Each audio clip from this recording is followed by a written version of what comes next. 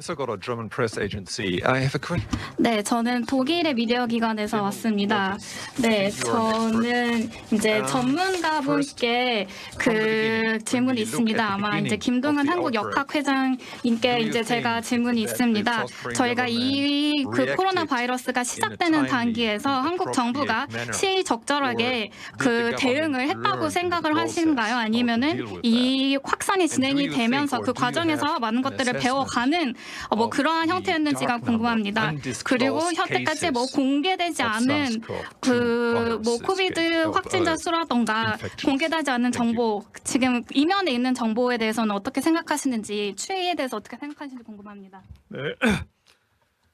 네, 질문 고맙고요. 제가 영어도 좀 알아듣고 한국말이 들어오고 이러니까 굉장히 좀 혼돈스러운 건 사실인데, 네, 질문 고맙습니다. 우선 이제 주로 이제 정부 관계자분들이 많이 오셨기 때문에 이제 어떤 이제 전달하고 싶은 내용을 이제 말씀을 하시는 것 같고요. 이제 그런 부분에 대한 이해는 할 수가 있고, 근데 이제 발표하시면서 뭐 성공이라고 이제 말씀이 잠깐 나왔던 것 같은데, 이제 그 부분에 대해서는 저는 이제 동의하기가 좀 어렵고, 그러니까 평가하기가 너무 이르다는 겁니다. 너무 이르다, 지금 단계에서는. 한국을 포함해서 어느 다른 나라도, 이번 중국까지도 이게 우리가 컨트롤 아웃브레이크가 시작되고 있다라고 평가하기에는 너무 이른 시간이다.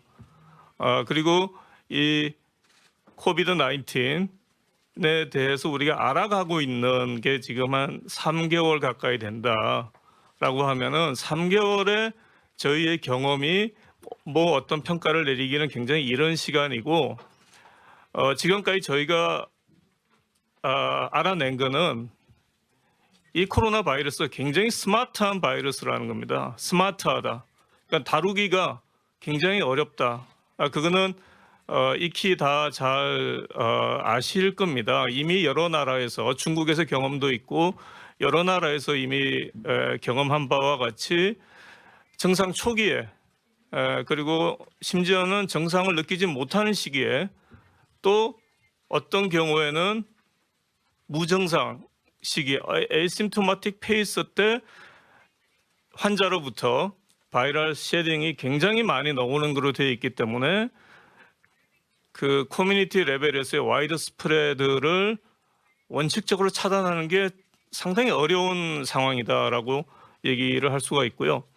그다음에 이제 한국 쪽, 이게 이제 전체적인 상황이었고, 이제 한국의 상황으로 이제 돌아와서 보면은 이제 초기에 31번째 이제 신천지 환자가 발생하기까지는 컨테인먼트 중심으로 한 어떤 케이스 아이솔레이션, 콘택트 트레이싱 앤드 커런틴을 성공적으로 잘 해왔다고 생각을 합니다. 근데 이 신천지 사건은 어느 누구도 예측할 수가 없었습니다. 예측하기 어려운 상황이었고, 이게 단순히 어떤 종교 집단이 아니라 좀 이렇게 약간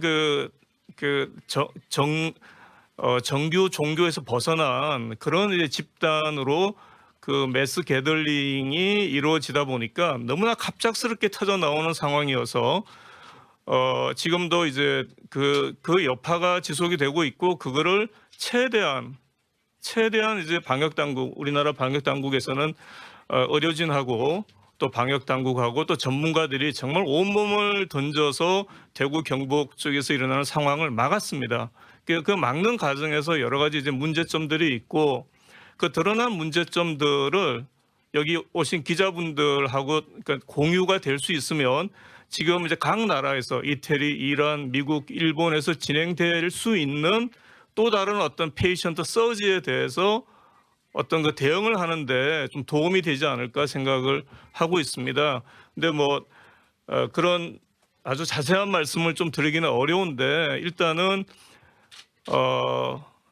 지금 신천지와 관련된 코어 클러스터를 제외를 하더라도 한국에서는 지금 커뮤니티 트랜스미션이 진행이 되고 있고, 그리고 그들 중에 상당 부분은 에피데미올로직 링크를 알 수 없는 상황이 되고 있기 때문에 이미 이제 컨테인먼트를 통한 컨트롤 단계는 벗어났다라고 보여지고 그래서 이제 미티게이션 페이스로 접어들어갔고요.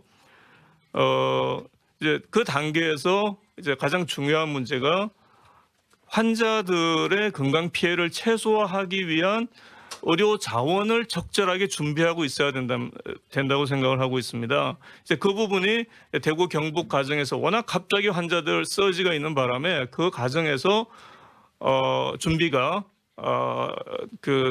준비하는 과정에서의 어려움이 있었고 그로 인해서 다수의 어쩌면 피할 수도 있었던 사망자가 결과했다라고 할 수가 있고요.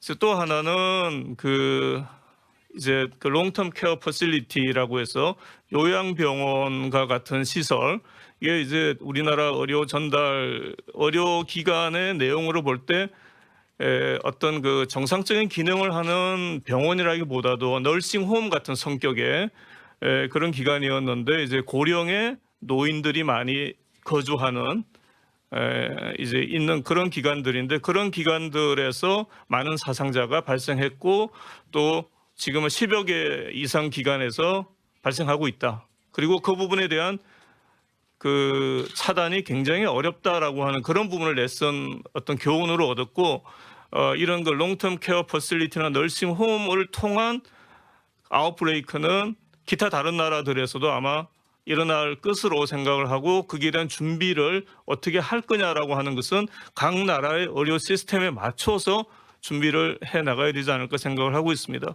그 다음에 이제 또 하나는 이제 미티게이션이 되면 이제 콘택트를 링크를 할 수가 없기 때문에 콘택트 트레이싱 자체가 어렵습니다. 할 수가 없는 거죠.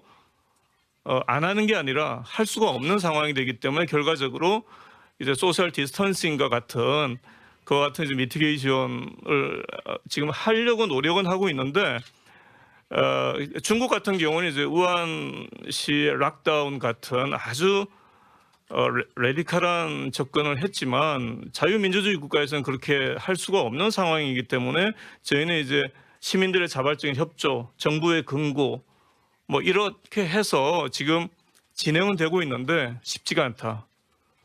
쉽지가 않다. 그래서 이런 부분에 대해서는 아직까지 초기 단계에 있는 나라들은 그 지역 사회와 관련한 여러 어떤 그룹들, 정치적인 그룹들하고의 어떤 리스크 커뮤니케이션을 통해서 이 부분을 우리가 어떻게 준비할 거냐라고 하는 것을 지금서부터 시작을 해야 된다.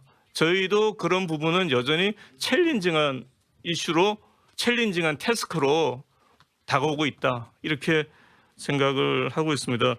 뭐 제가 그 외에도 드릴 말씀은 좀 많이 있지만 저 혼자 해결하는 게 아니기 때문에 이 정도에서 줄이겠어요. 네, 고맙습니다.